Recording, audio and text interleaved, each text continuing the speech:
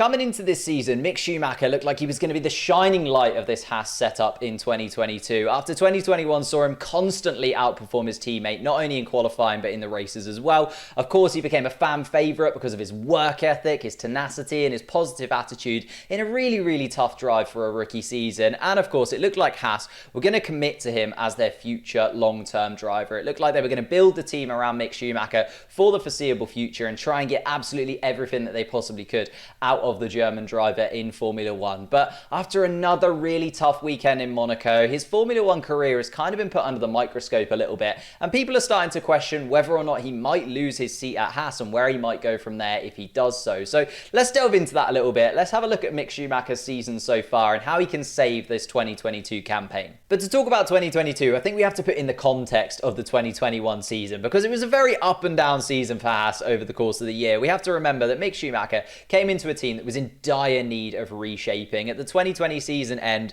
they got rid of both Kevin Magnussen and Romain Grosjean because they just didn't have the finances to keep the team afloat. They needed money sooner rather than later to even just keep Haas in Formula 1, not to build a car that was competitive, just to keep Haas actually on the grid. And coming into the 2021 season, they picked up Mick Schumacher and Nikita Mazepin, and it was a survival race for Haas effectively. They were not bothered about the car being any good. Obviously, the fact that the 2022 regulations were coming in helped with that a little bit as well, but the 2021 car didn't matter to the team at all, and it was basically just go out there. There was no pressure under any of these drivers to do anything in that Haas car. They just had to go out there, put some laps in, see what they could do and get to grips with the Formula 1 grid. And you know, it was fairly comfortable for Mick Schumacher in the end. The only person that we could compare him to was Nikita Mazepin, and he comfortably beat him in both qualifying and the races. Statistically, he was by far and away the better driver, but Nikita Mazepin never really hit the heights that you need to be a proper Formula 1 driver and showed that class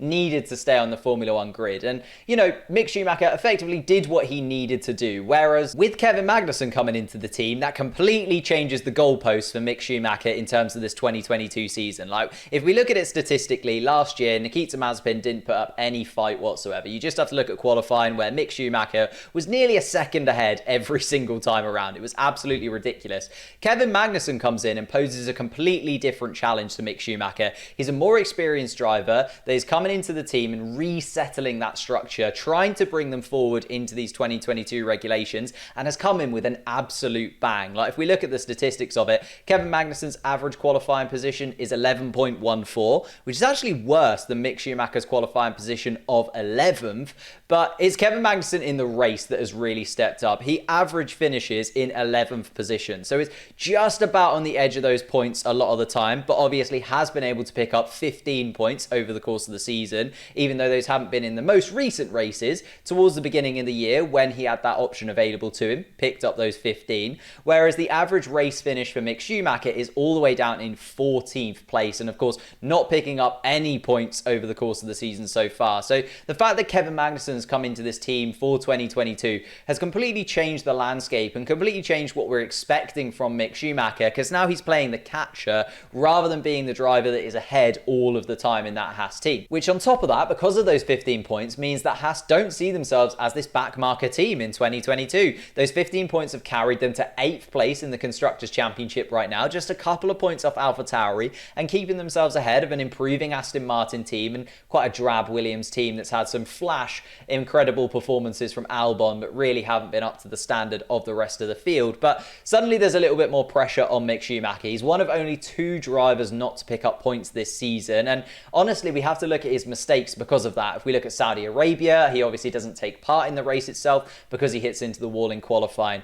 Then we move ahead to Imola. It's again his mistake in the wet that costs him, and if he'd have kept himself in that race, maybe he would have gone to pick up some points, especially because of the changeable conditions, and you never know what's going to happen when it's mixed like that in Formula 1. Miami, of course, looked like it was guaranteed to be his first points finish, and then he has that collision with Sebastian Vettel, and then finally Monaco as well. Changeable conditions again, keep yourself in the race, try and do something, but unfortunately hits into the wall out of the race, causes that red flag, and then it's, you know, just another disappointing performance for Mick Schumacher, where again, he's causing issues for himself. But then there's the cost of this to the team also, especially when it comes to the finances for Haas Formula One. We've got to remember they're still the youngest and the smallest team in Formula One. Yes, there's been a few name changes, but Haas Formula One started in 2016 and is still the smallest team in terms of the finances that they've got. They're probably the only team on the grid that aren't going to hit the financial cost cap that's been put in by the FIA for this season. It's estimated every single time that Mick Schumacher has one of these mistakes is costing between $500,000 and $1 million to put the car back together again, which is just something that Haas can't afford. Like, you have to look at what Gunther Steiner said after the Monaco Grand Prix. He said it's not very satisfactory having a big crash again.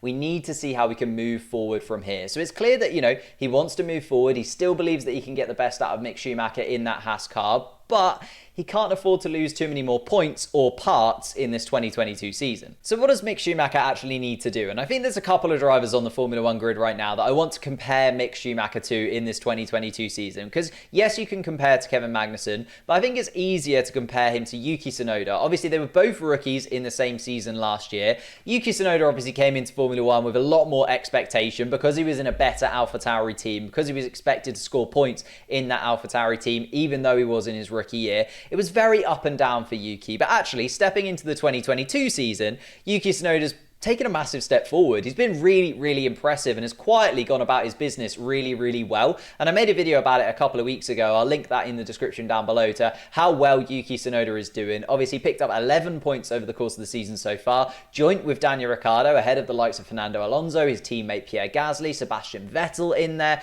And as I said, it's been really, really good because he's been able to get that car around and just give himself a bedding, a grounding, a work frame to set himself up that every single time he finishes a race, he's congratulated for that. Last year, you know, he was putting it in the walls. He was trying a little bit too hard, in my opinion, whereas it looks like now in 2022, he's taken that time to reset and looks much better. I think Mick Schumacher needs that. He just needs a few races under his belt. He needs a few races in a row where there's no mistakes. Doesn't have to be a points finish, just no mistakes from him, and that just gives him a grounding again to work from, to build on and get those points eventually in Formula One, because Yuki Tsunoda's done that, and therefore that's meant that he's closed the gap to Pierre Gasly in qualifying, which was not something I expected in this 2022 season, but also is outscoring Pierre Gasly in what is a very tricky AlphaTauri car to drive. And the second driver I would compare him to is Zhou Guanyu. Again, coming into this season is the rookie of Formula One right now, but has already picked up a point in Bahrain, and it hasn't quite snowballed into points like we were maybe expecting,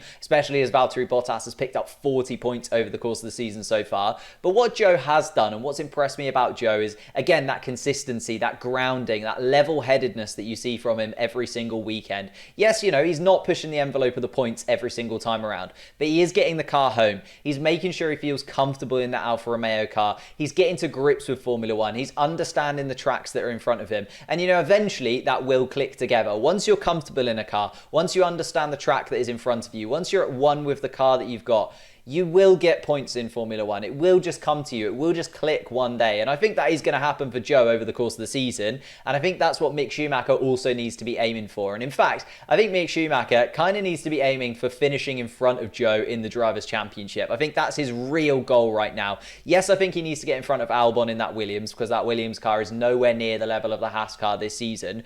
But I think also Zhou is a really good expectation and a really good benchmark for where Mick Schumacher is over the course of this 2022 season. And I think something that might help him feel a little bit more comfortable in Formula One, and the final thing I want to touch on, is these continual Ferrari links. Yes, I know that he's a Ferrari junior driver. Yes, I know there's the romanticism of having the Schumacher name back in the Ferrari red, but he just needs to get out from underneath that shadow a little bit, because let's face it, Ferrari have got their driver right now. They've got their wonder kid. Charles Leclerc came into Formula One in his first year in Alfa Romeo, absolutely electric, moved up into the Ferrari team, and he's going to be in that Ferrari team for a long time to come, looking like he might even go on to be a world champion this year.